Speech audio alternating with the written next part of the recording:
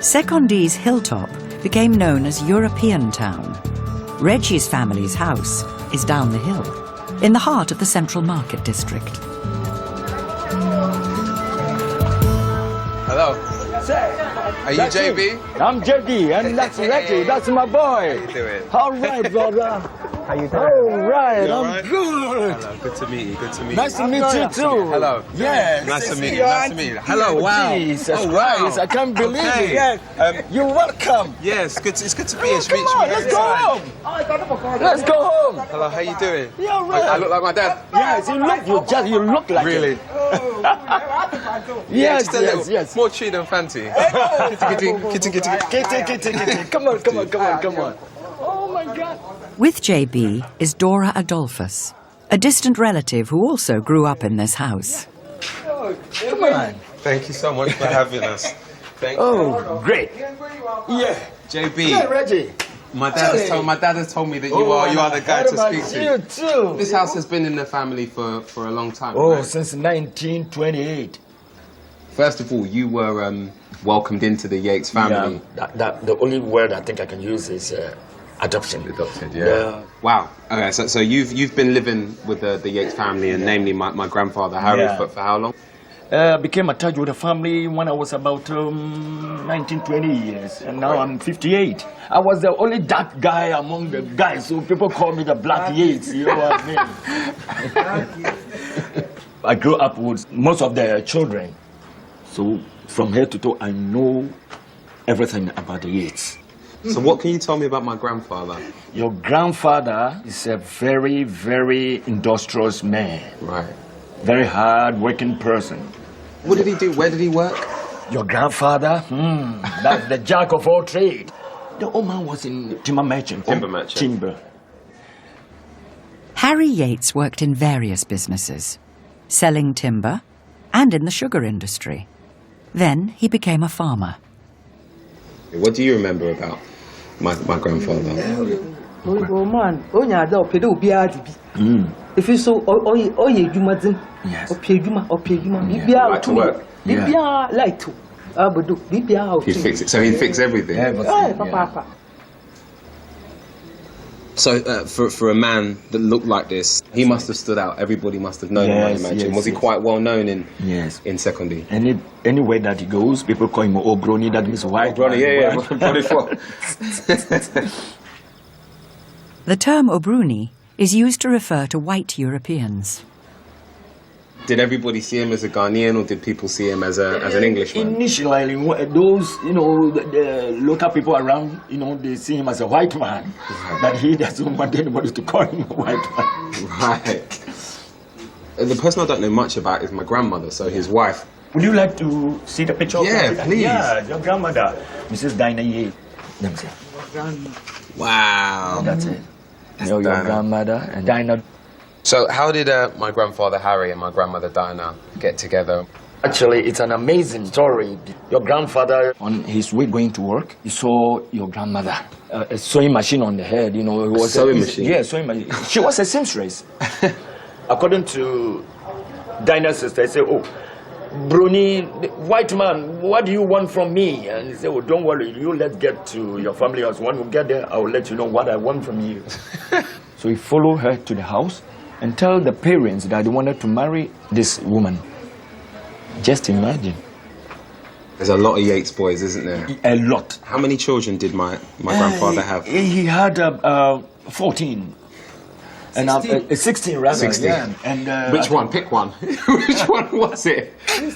Your grandfather actually had 10 solid children with Diana. Wow, she gave him 10. That's incredible. 10. That is 2 girls and 8 boys. Right. Wow. So 16 children with how many women? About 5 women. 16. 16 solid children. When your grandfather was alive, they come here. They were all here. They were all together. And that's a great-grandmother. Wow. Dorothy. So this is my grandfather, Harry Phillips. This is his mother. Yes. And she is as fair as he was. Yeah. And her surname was Varden. Yes. So why didn't she take the Yates name? Initially, she was Yates. But after your great-grandfather departed, she got married to the Varden. That's why later became so a second husband. I see. Okay. Reggie's great-grandmother, Dorothy, made her living as a market trader. Women dominated the marketplaces of the Gold Coast. Wives of fishermen sold the daily catch, and those from the countryside brought produce to urban markets.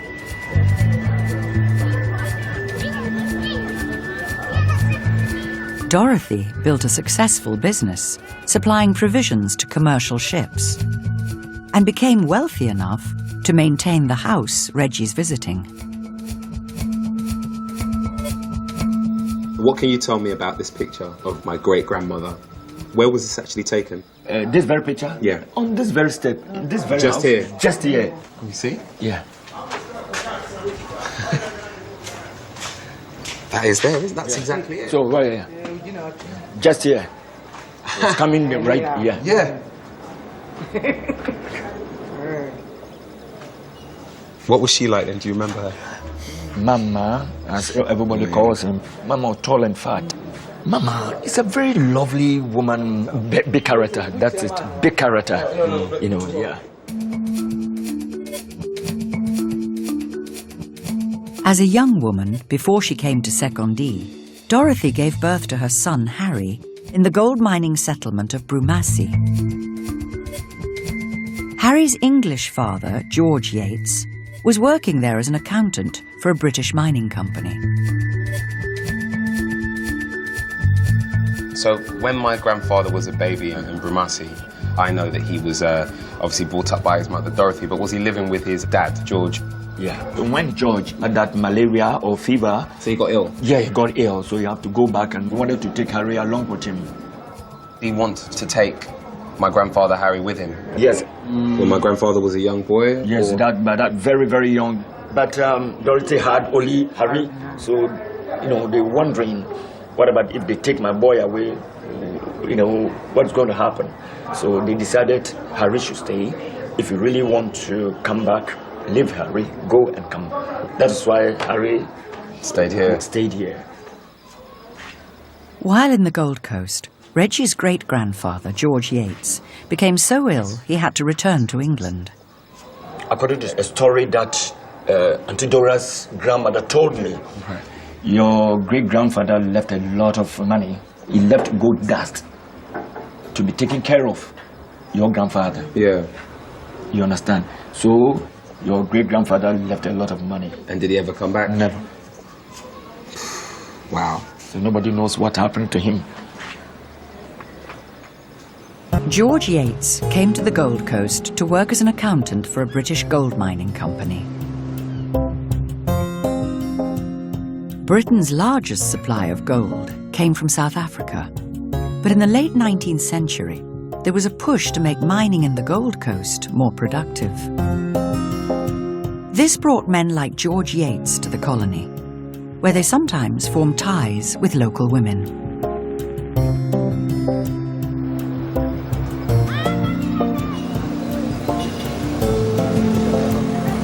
I had no idea that my great-grandfather was not only an Englishman that came to Ghana and had a child, but left that child. Because, you know, I've been estranged from my father for so many years, and whether I like it or not, the things that make him him have almost defined me, even though we've not been together for such a long period of time. There's definitely parallels there. So I'm desperate to know more about George Edward Yates now, and why he never came back, and what happened to him, and also the influence that might have had on Harry.